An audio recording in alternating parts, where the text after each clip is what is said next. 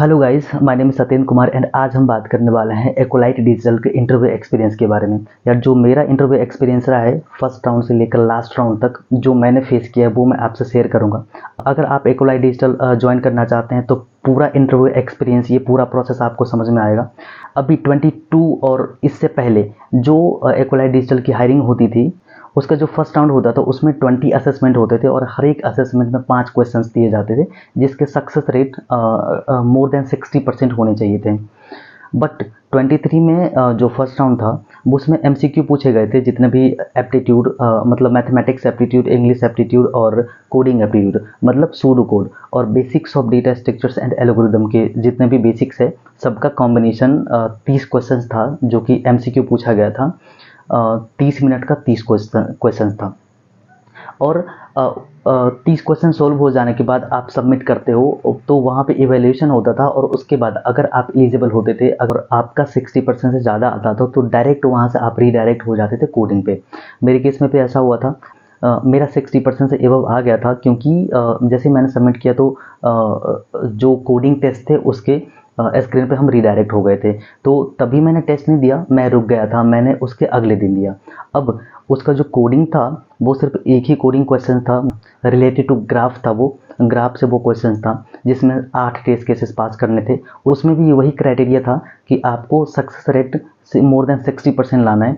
तो मेरे 8 test case में से 5 टेस्ट केस पास हो पाए थे अनफॉर्चुनेटली। तो इसके अकॉर्डिंग मोर देन 60% हो जाता है, तो मुझे ऐसा लगा नहीं था कि मेरा इंटरव्यू कॉल आएगा। मैं ये एकोलाइट डिजिटल का जो हायरिंग प्रोसेस था मैं इसको भूल गया था क्योंकि मेरा प्रॉपर क्वेश्चन सॉल्व नहीं हो पाया था पूरा, सिर्फ 5 टेस्ट केस चले थे। एक दिन सडन से कॉल आता है एकोलाइट डिजिटल से और वो मेरे से पूछते हैं कि do you have any other offer.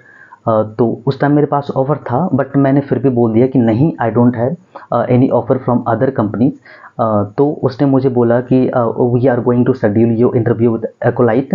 सुबह के 9 बजे टाइम दिया, तो मैंने उनको बोला कि 9:30 बजे कर दो, तो उनने 9:30 बजे कर दिया। मतलब 9 और 10 से बीच में वो हमें टाइम दे रहे थे, तो मैंने 9:30 बजे कर दिया। तो उसके सुबह मेरा इंटरव्यू होने वाला था, एकोलाइट डिजिटल का first round of technical interview. तो जब भी हमारी कॉल पे बातें हुई उसके आधे घंटे बाद मेरे पास एक मेल आया जिसमें पूरा प्रॉपर मेंशन था कि कितने देर का इंटरव्यू होने वाला है। तो उसमें 1 घंटे का मेंशन था और ओबीसी बात है, कोई भी किसी भी कंपनी का इंटरव्यू होता है तो नर्वस हो जाता है कोई भी, तो मैं भी नर्वस था। तो हमारा इंटरव्यू स्टार्ट हुआ। पहले जो हमारे पैनल थे उनने अपना इंट्रोडक्शन दिया, अपने बारे में बताया। इसके बाद उनने मेरे से सेल्फ इंट्रोडक्शन मेरा पूछा और इंटरव्यू का उनने मुझे फ्लो बताया कि पहले वो मेरे से उप से क्वेश्चंस पूछेंगे, फिर डेटाबेस से पूछेंगे and then project and then data structures and algorithm. ये 4 पार्ट में उन्होंने इंटरव्यू को डिवाइड कर दिया, तो ये हमारे लिए बहुत ईजी हो गया था। तो जिस तरीके से उन्होंने बताया था उसी फ्लो में, उसी ऑर्डर में उन्होंने इंटरव्यू लिया। पहले उन्होंने डेटाबेस से क्वेश्चंस पूछा जिसमें से एसक्यूएल से ज़्यादा क्वेश्चंस थे, मतलब जॉइन कीवर्ड, एसक्यूएल इंडेक्सिंग वगैरह, जितनी भी कमांड्स होते हैं एसक्यूएल में, ये सारी चीज़ें, और नॉर्मलाइजेशन से क्वेश्चंस रहते ही हैं, तो उनने भी ये भी पूछा। मतलब 4-5 मिनट का इंटरव्यू टोटल चला इस पे। एंड देन इसके बाद जैसा उनने बताया था कि ऊप से पूछना है, तो उनने ऊप से पूछा, ये भी थोड़ा देर चला। इसके बाद प्रोजेक्ट्स, उनने मुझे पूछा एक्सप्लेन योर प्रोजेक्ट, तो मैंने जो प्रोजेक्ट का इंट्रोडक्शन था तो मैंने पूरा इंट्रोडक्शन बता दिया प्रोजेक्ट का। मेरे रेज्यूमे में 2 प्रोजेक्ट थे तो मैंने एक प्रोजेक्ट का इंट्रोडक्शन बताया। तो उनने मेरे को पूछा कि Satyendra, what about second project that you have mention in your resume. तो मैंने सेकंड प्रोजेक्ट का भी पूरा इंट्रोडक्शन दिया। बट प्रोजेक्ट के इंट्रोडक्शन के बाद उनने कोई भी क्रॉस क्वेश्चंस नहीं पूछा मेरे से। इतना होने में 15 से 20 मिनट हो गए थे। इसके बाद उन्होंने डेटा स्ट्रक्चर्स एंड एल्गोरिदम से क्वेश्चंस पूछना शुरू किया। तो उसने मेरे से स्क्रीन शेयर करवाया और फिर जो भी उससे क्वेश्चंस पूछना था, I don't remember the exact question जो कि मेरे वहाँ पे पूछे गए थे, but easy to medium level के क्वेश्चंस थे। मतलब अगर आप जो बेसिक्स ऑफ डेटा स्ट्रक्चर है, मतलब array, string, stack, Q, map, set, मतलब ट्री, ग्राफ और डायनामिक प्रोग्रामिंग से क्वेश्चंस नहीं पूछे गए थे। आज तक बहुत स्मूथ इंटरव्यू गया था। जो फर्स्ट राउंड था वो बहुत अच्छा गया था मेरा। वो इंटरव्यू हो गया। उसके दूसरे दिन शाम को मेरे पास एक मेल आता है कॉन्ग्रेचुलेशंस का, और उस दूसरे दिन शाम को 3:30 बजे इंटरव्यू का टाइमिंग था, second round of technical interview. तो फर्स्ट राउंड हमारा इस तरह से गया था। जो सेकंड राउंड था, सेकंड राउंड में दूसरे पैनल था। जो फर्स्ट राउंड में जो पैनल था वो नहीं थे सेकंड राउंड में, सेकंड राउंड में कोई दूसरे पैनल थे। उनका जो इंटरव्यू लेने का जो पैटर्न था वो सेम था। मतलब उनने पहले ही बता दिया कि हम ये ऐसे पूछेंगे, उनने भी प्रॉपर डिवाइड कर दिया। और वो भी सेकंड राउंड का जो इंटरव्यू था उसमें बिल्कुल कहीं पे डेटाबेस से क्वेश्चंस नहीं पूछा, कहीं से भी कोई क्वेश्चंस नहीं पूछा, सिर्फ उसका कोडिंग पे फोकस था।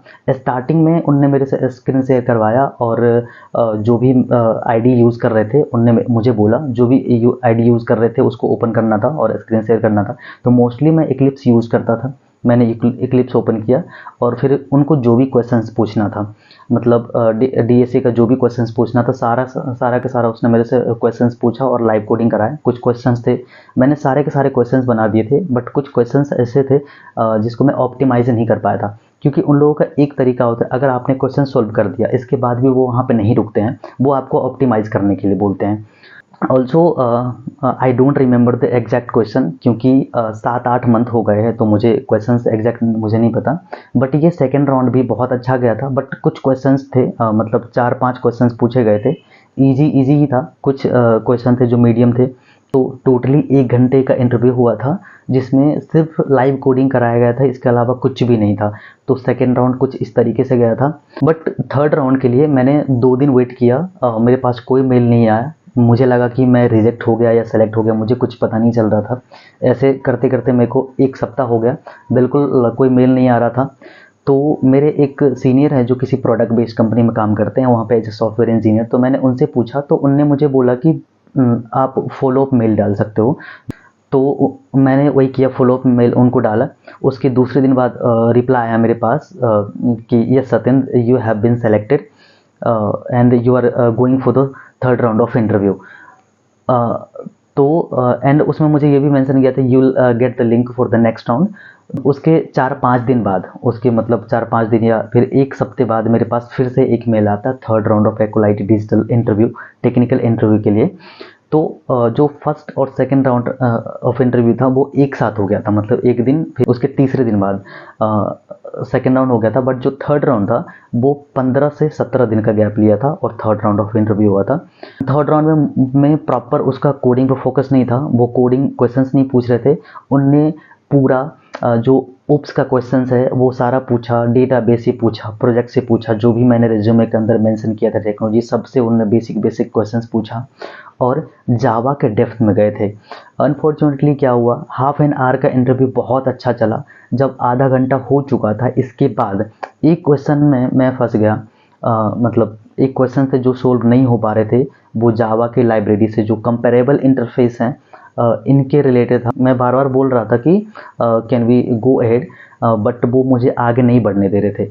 जब मैं क्वेश्चंस में अटक गया, मैं वहाँ पे सोल्व नहीं कर पा रहा था, तो मुझे लगा कि वो कोई अगला क्वेश्चन पूछेगा तो मैं उसका आंसर कर दूंगा तो ये कवर हो जाएगा। बट वो आगे नहीं बढ़ रहे थे, वो वहाँ पे स्टक हो गए थे, बार बार बोल रहे थे सोल्व करने के लिए।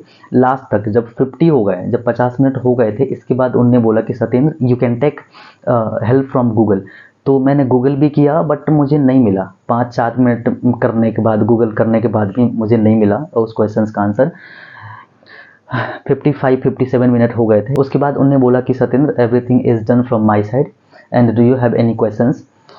तो मैंने उनसे क्वेश्चंस पूछा। मैं पूरा हैप्पी नहीं था क्योंकि वो सिर्फ एक क्वेश्चंस को लेकर हाफ एन आवर लग गए बट आगे नहीं बढ़ने दिया। तो मैं उसको लेकर ये था कि ठीक है। बट यहाँ पे कन्फ्यूज़न मुझे ये हो रहा था कि अब मैं नेक्स्ट राउंड में जाऊँगा या नहीं जाऊँगा, क्योंकि मैं सिर्फ एक ही क्वेश्चन में अटका था बट वो मुझे आगे नहीं बढ़ने दे रहे थे।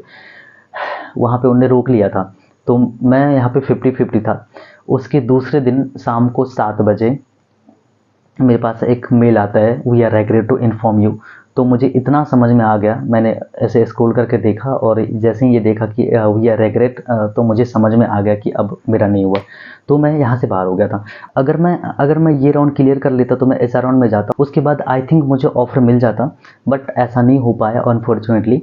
वो भी क्वाइट इजी होता है, क्योंकि अगर वो 3 राउंड ऑफ टेक्निकल इंटरव्यू आपसे लेता है तो हाफ एन आवर का जो एचआर इंटरव्यू है वो मोस्टली एचआर इंटरव्यू में आपको बाहर नहीं करते हैं। बहुत कम लोगों को बाहर करते हैं एचआर इंटरव्यू में, क्योंकि 3 राउंड जो इतने लाइव कोडिंग करा के आपसे इंटरव्यू ले चुका है वो आपको एचआर राउंड में के बेसिस पे इतना जल्दी बाहर नहीं करेगा।